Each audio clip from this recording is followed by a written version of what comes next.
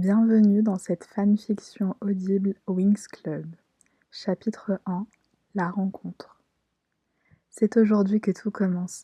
Jamais encore hier matin je n'aurais pu penser me retrouver dans un tel endroit, entourée de toutes ces filles incroyables. Je me sens tellement nulle à côté d'elles, j'ai envie de disparaître, et en même temps je veux tout voir, à tel point que je ne sais même plus où regarder. Cette école est unique. Les murs semblent faits en porcelaine. Il y a également beaucoup de vitraux et de baies vitrées. Le parc est somptueux.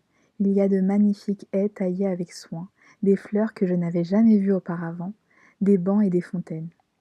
Et tout ce parc est entouré par une immense forêt de sapins et d'un immense lac. Alphea est vraiment un endroit hors du commun. Les fées ont l'air toutes très heureuses que cela soit la rentrée.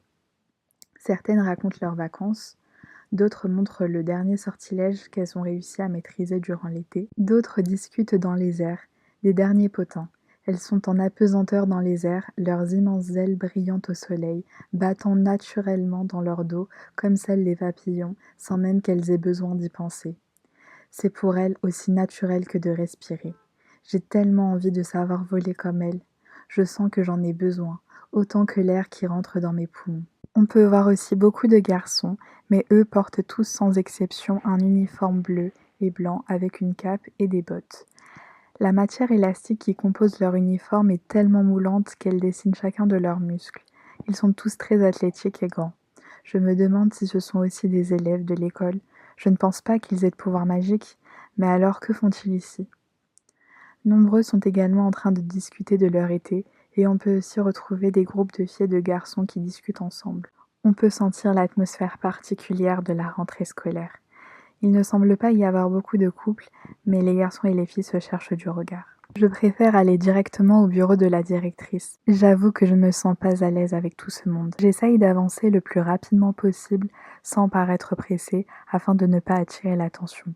Quand soudainement, Bloom, j'entends une voix lointaine qui m'appelle. C'est étrange, je ne connais pourtant personne ici, mis à part la directrice.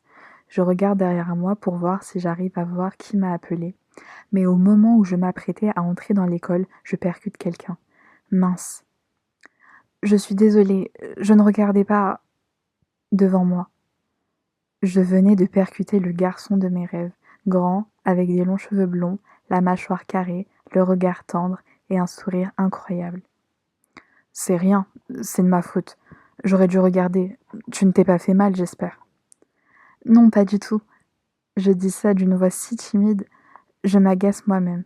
J'aurais préféré dire cela avec une voix plus décontractée et cool. Tu cherchais quelque chose? Car généralement les élèves ne rentrent dans l'école qu'après le discours de la directrice. C'est la coutume ici à Alphea, dit-il d'une voix douce. Oui, mais en fait, je dois lui parler maintenant, à la directrice. Tu pourrais me dire où se trouve son bureau, s'il te plaît? J'en reviens tout juste, en fait. Suis-moi, je vais t'y emmener. C'est très gentil, merci. Je ne parviens toujours pas à avoir une voix cool. Je marche à côté de lui et on ne peut s'empêcher de se regarder, comme si on ne pouvait en croire nos yeux, comme si on s'était déjà vu quelque part. Je voyais dans ses yeux que pour lui aussi, j'étais la fille. J'étais comme une petite fille et lui, un petit garçon. C'est donc ça un coup de foudre. Au bout d'un moment, nous arrivons devant une double porte en bois massif. Il me regarde de nouveau en me souriant et toqua à la porte. Entrez. Madame la directrice, j'accompagne une élève, il ne connaît pas encore mon prénom, qui souhaite vous parler. Cela doit être Bloom. Fais-la entrer. Tu veux bien, Sky? Tel un gentleman, il me céda le passage en me faisant signe d'un petit geste de la main d'entrer. Je lui souris. Tu peux nous laisser maintenant. Merci de l'avoir accompagné, dit la directrice d'une voix bienveillante. Mais de rien. Il ferma la porte sans me dire au revoir. Cela peut paraître bête, mais cela me contrarie un peu.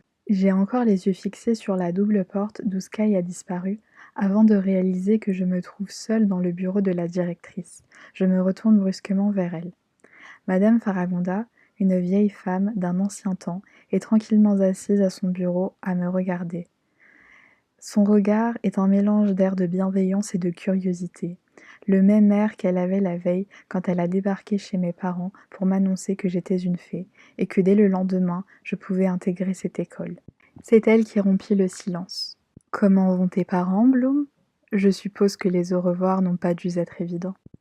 En fait, madame, ils ont été très faciles au contraire, car pour la première fois, voyez-vous, j'ai la sensation de savoir où je vais.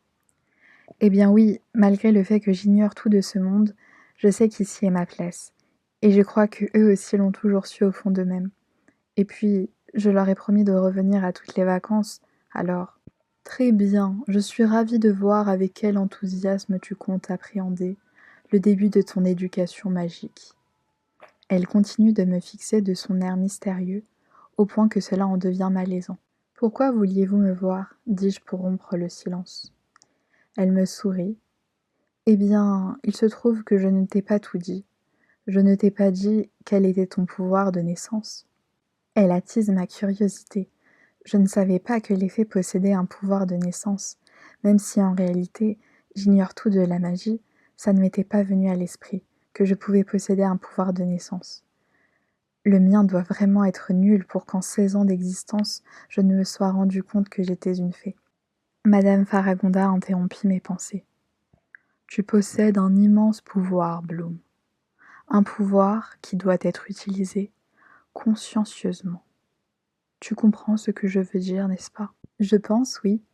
Il faut, il faut que je fasse attention à ma manière d'utiliser. Elle m'interrompit. Il faut que tu prennes pleinement conscience des conséquences possibles d'une mauvaise utilisation d'un tel pouvoir. Quel est mon pouvoir, Madame Faragonda? Je sens l'excitation monter en moi en posant cette question. Ton pouvoir est à la fois créateur et destructeur. Il permet la vie, mais peut aussi causer la mort. Il faut que tu aies bien conscience, Bloom, que la manière dont tu utiliseras ce pouvoir est cruciale. Oui, je comprends. Je la fixe. J'ai l'impression qu'elle ne va jamais lâcher le morceau. Tu possèdes le pouvoir de la flamme du dragon, la flamme de la vie, Bloom, le pouvoir du feu. Oh, je ne contrôle pas ma déception. Il y a un problème, Bloom? Me demande la directrice. Oh, eh bien, en fait, je pensais que ce serait plus un pouvoir qui permet de faire quelque chose d'incroyable. Enfin, comme remonter le temps, ou la téléportation, ou encore la métamorphose, vous voyez. Mais c'est vrai que le feu, c'est bien aussi. Madame Faragonda semble étonnée, même soulagée par ce que je viens de dire. Je me demande si j'ai dit une bêtise, mais elle retrouve finalement son sourire habituel, joint ses mains et dit « Très bien, Bloom, tu peux retourner dans le parc. Je ne vais pas tarder à faire mon discours de rentrée. J'espère que tu apprendras énormément ici et que tu t'épanouiras. Garde en tête ce que je t'ai dit, c'est vraiment très important. Merci, madame. Je sors du bureau et referme la porte derrière moi. Sky est resté là pendant tout ce temps à m'attendre. Appuyé contre le mur, dès qu'il me voit, il se redresse et vient vers moi. Je ne peux m'empêcher d'afficher un grand sourire. Je passe ma main dans mes cheveux. Pourquoi voulait-elle te voir? Me demande-t-il avec un regard qui trahit sa curiosité. Elle voulait juste me voir avant la rentrée. Comme elle sait que je viens de loin. Il a un petit rire. Tout le monde ici vient de loin. La planète la plus proche se trouve à 2 années-lumière, tu sais. D'où viens-tu, Bloom? Il a l'air vraiment curieux de savoir. Eh bien en fait, je n'ai pas le temps de répondre à cause de l'arrivée d'un garçon dans le couloir. Quand il nous voit, il s'adresse immédiatement à Sky. Sky, je t'ai cherché de partout. Coda Torta et Saladin te cherchent. Un grand brun s'approche de nous. Il a l'air nonchalant. Il me dévisage de manière insistante et s'arrête devant moi. Sky se mit à faire les présentations. Je te présente Bloom, et Bloom, je te présente Riven, c'est mon ami. Ton meilleur ami, peut-être le seul, dit Riven, un petit sourire en coin en lui donnant un coup de coude. C'est vrai, t'as pas tort. Bon, faut vraiment que j'y aille. Je suis désolée, Bloom, mais le devoir m'appelle, dit-il en regardant sa montre. Riven, tu pourrais la raccompagner en pas? Pas de souci. Et Sky disparut dans le couloir. Je me sens mal à l'aise de me retrouver seule avec lui, mais je ne voulais pas embêter Sky qui avait l'air d'être pressé. Ce garçon continue de me dévisager avec son regard hautain. Il est toujours face à moi, Et j'ai l'impression que lorsque Sky a disparu de notre champ de vision, il s'est encore plus rapproché. Cela en devient oppressant. Bon, on descend, dis-je en commençant à avancer dans la direction où Sky est parti, et il m'emboîte le pas. T'as pas répondu à la question de Sky? Alors, tu viens de quelle planète, Bloom? Dit-il d'une petite voix. Tu nous écoutais? Je m'arrête pour lui faire face. Je fronce les sourcils. Me regarde pas comme ça, c'est juste qu'il y a de l'écho. Je vous ai entendu depuis le hall d'entrée, dit-il d'un air malin. De quel écho tu parles? Ça ne résonne pas du tout, dis-je en faisant un geste agacé. Alors, tu ne veux pas me le dire? Tu préfères jouer la mystérieuse? Eh bien, fais comme tu veux, même si je trouve ça un peu ennuyeux. Je m'apprêtais à répliquer, mais il parle en premier. Bon, on descend? Il passa devant moi, il a l'air content de lui. Avec plaisir, ce qui le fait de nouveau sourire. On arrive enfin dans le parc, je le remercie et je m'en vais. Je ne veux pas passer une minute de plus avec lui. Je ne le sens pas, ce type. Comment Sky et lui peuvent-ils être amis? Ils sont si différents, ça tombe bien, le discours de la directrice est sur le point de commencer. Elle monte sur les marches de l'estrade, s'approche du micro, regarde la foule d'étudiants qui s'est regroupée devant elle, puis elle commence. Je vous souhaite à tous la bienvenue à Alphéa, l'école des fées. Bienvenue aux nouvelles étudiantes et aux anciennes. Merci aux spécialistes d'avoir, une fois de plus, accepté notre invitation. Je sens que cette année sera sous le signe du changement.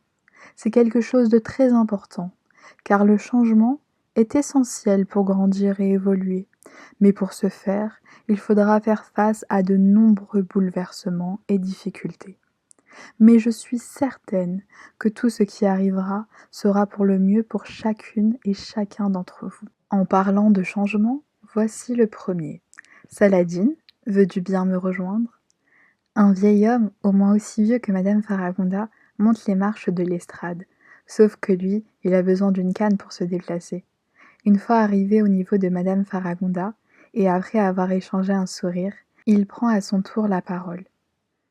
Mes chers étudiants, spécialistes de la Fontaine Rouge, et mes chères étudiantes fées d'Alphéa, après avoir longuement discuté avec la directrice Faragonda, nous pensons que le mieux, en ces temps troubles, dans le monde magique, est d'être unis plus que jamais. C'est pourquoi, à partir d'aujourd'hui, l'école de Fontaine-Rouge et l'école d'Alphéa ne formeront plus qu'une seule et même école. La cohue est générale. Tous les élèves se mettent à parler. Chacun a l'air choqué de la nouvelle. Il n'y a vraiment que moi qui ne comprends pas ce qui se passe. La directrice Faragonda s'éclaircit la gorge et le calme revint. Elle reprit la parole. Si nous avons pris une telle décision, c'est pour plusieurs raisons. En premier lieu, nous souhaitons que chaque étudiant dispose d'une éducation des plus complètes, comme ce fut le cas dans le passé. C'est pourquoi, à partir de demain, les fées auront des cours militaires et les spécialistes auront droit à des cours de magie. Vous aurez également chacun des cours de coopération inter-école afin d'apprendre à mettre en place des stratégies de combat en utilisant à la fois la magie des fées, mais également toutes les techniques de combat des spécialistes. La foule se remit à bavarder, puis se tut aussitôt dès que la directrice reprit la parole.